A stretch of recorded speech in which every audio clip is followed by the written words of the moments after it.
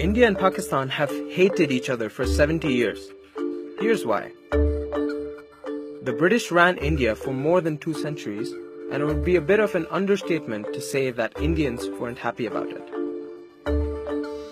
All the country's rage was directed at the British. To put a stop to that, India's colonizers had an idea: divide and rule.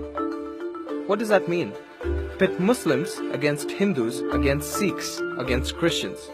To put minorities in positions of power over majorities. The idea was, if they're fighting each other, they're not fighting us. Ingenious, right?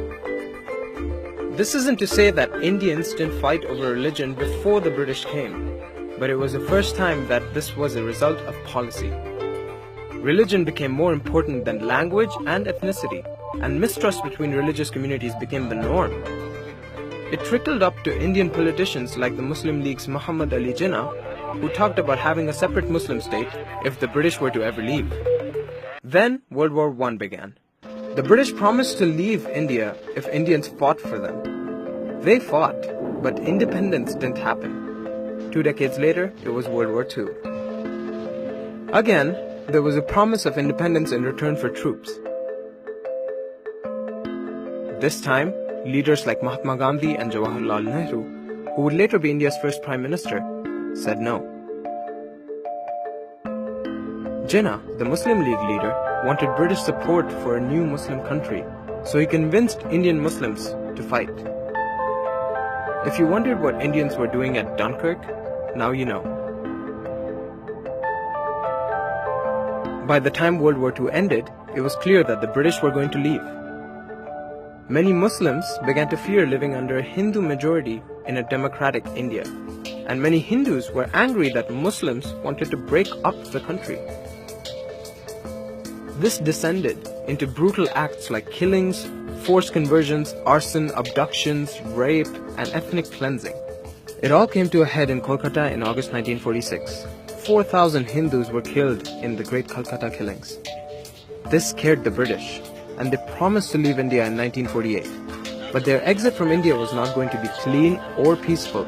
The religious divisions they had stoked had turned into an inferno. Jinnah seized this opportunity and demanded a separate Muslim state. Nehru, also scared by the violence, reluctantly agreed. Gandhi opposed it, but it was too late. Jinnah supporters were in no mood to debate. Thinking they'd fix things, the British announced they would leave in August 1947, a year earlier than planned. This is the man who was brought in to divide the Indian Empire. Cyril Radcliffe, a British lawyer who had never been anywhere east of Paris.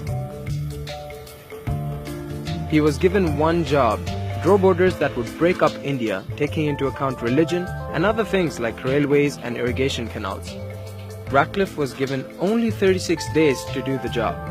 He finished 3 days ahead of schedule, but the lines that created West Pakistan, India, and East Pakistan were kept a secret until after independence.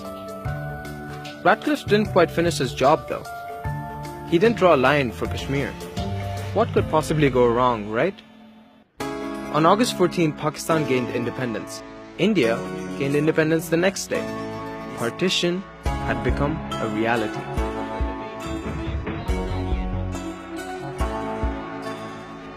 If you think the story has a happy ending, you haven't been paying attention. Here's the catastrophe that Radcliffe's lines created on the ground. 7 million people moved from India to Pakistan. 7 million more went from Pakistan to India. 1 million were killed in the process, murdered, starved, and poisoned.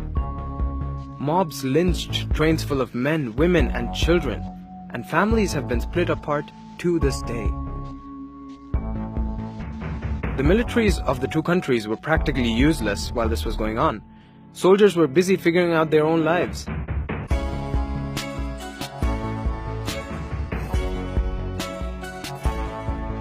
The dust from August 1947 has yet to settle. Since then, India and Pakistan have fought 3 wars over Kashmir and 1 over East Pakistan, which eventually became Bangladesh. Both countries still fight over disputed borders and water, and both are nuclear powers. Even cricket matches between them are politically charged. And over 70 years, the divide between people who look the same, speak the same, dress the same, eat the same food, and make the same music has become even deeper.